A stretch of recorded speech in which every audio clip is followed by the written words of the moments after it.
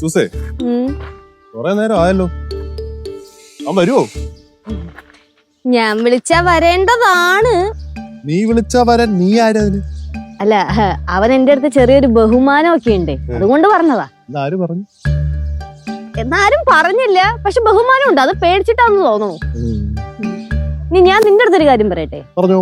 ഈ എഴുത്തിയാടി ഓരോന്നൊക്കെ ചെയ്യുന്ന പരിപാടി ഉണ്ടല്ലോ, അതങ്ങ് നിർത്തിക്കോ. നിനക്കേ സുന്ദരിയായ ഒരു ഭാര്യയും പറക്കമറ്റാത്തൊരു മോളൊക്കെ ഉള്ളതാ. സുന്ദരിയായ ഭാര്യ അല്ലേ?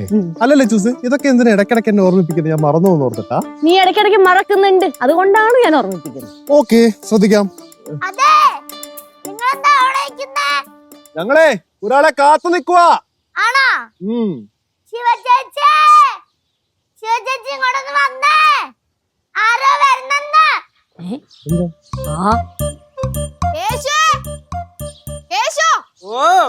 ആരെങ്ങാണ്ട് വരുന്നെന്ന്. അമ്മൂമ്മ അപ്പൂപ്പോ ആരോ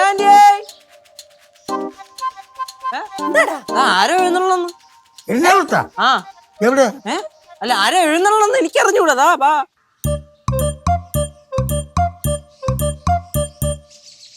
എല്ലാരും കൂടെ എങ്ങോട്ടാ? അല്ല, എഴുന്നള്ളത്ത് എന്തോ വരണം എന്ന് പറഞ്ഞു. എഴുന്നള്ളത്താ? എഴുന്നള്ളത്താ റോഡ് വരെ വന്നിട്ട് അവിടുന്ന് തിരിഞ്ഞങ്ങ് പോയി.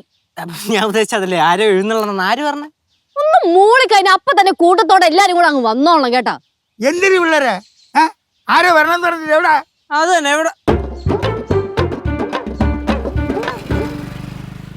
എങ്ങോട്ട് പറഞ്ഞു? അത് ഇങ്ങോട്ടുള്ള വരവാ.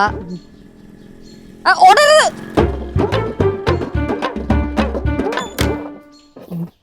ദൈവമേ, കുടുംബത്തോടുണ്ടല്ലോ, തല്ലാനല്ല അപ്പൊ കൊല്ലാന.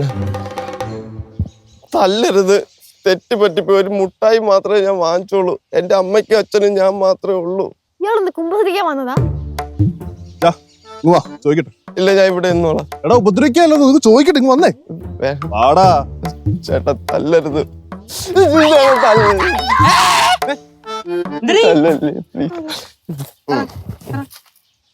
ഇറങ്ങടി.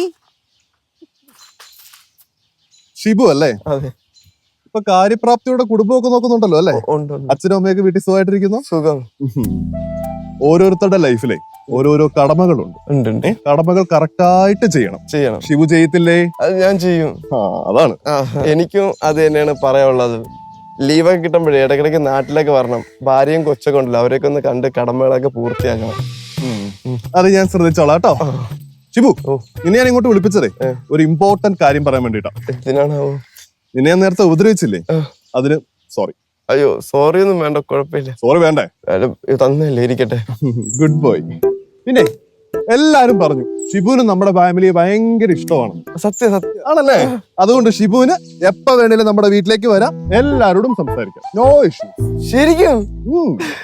അപ്പൊ അളിയാ, ആഴ്ചയിൽ എത്ര ദിവസം എനിക്കിവിടെ വരാം? ഞായറാഴ്ച മാത്രം വന്നാ മതിയാകും.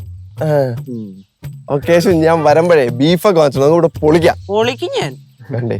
ബീഫേ ഞാൻ വാങ്ങിച്ചോളാം. ശരി, ചെല്ലു. എന്തായാലും സന്തോഷമുണ്ട്. എല്ലാരും കൂടെ എന്നെ ദേഹമൊന്നും നോവിക്കാതെ വിട്ടല്ലോ, അതില് ഭയങ്കര സന്തോഷമുണ്ട്. അപ്പൊ എല്ലാരും തൊട്ട് പറയാം, പോയിട്ട് വരാം ഞാൻ. അപ്പൊ ഷിബു, ബൈ.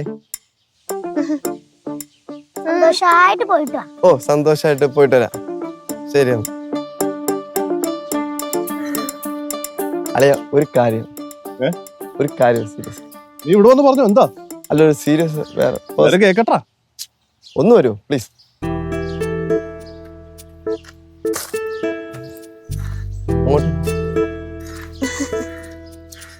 അളിയ, എനിക്ക് അളിയനോട് സീരിയസ് കാര്യം പറയാനുണ്ട്. നീ പറയടാ. അളിയനെ കണ്ട ഒരു മാന്യനായിട്ട് എനിക്ക് തോന്നുന്നു. കാര്യങ്ങൾ പറഞ്ഞാലും മനസ്സിലാവും തോന്നുന്നു. പക്ഷെ അവർക്ക് അങ്ങനെയല്ല. ഒരു കാര്യം പറഞ്ഞാലും മനസ്സിലാവൂല. പ്രത്യേകിച്ച് ആ കേശു ഒന്നും മനസ്സിലാവൂല. സത്യം. ഞാൻ പറഞ്ഞ കാര്യം അളിയൻ ശ്രദ്ധിച്ച് കേൾക്കണം. എന്നിട്ട് അതെനിക്ക് നടത്തി തരണം. എനിക്ക് ശിവാനിയെ ഭയങ്കര ഇഷ്ടമാണ്. കല്യാണം കഴിച്ചാൽ കൊള്ളാന്നുണ്ട്.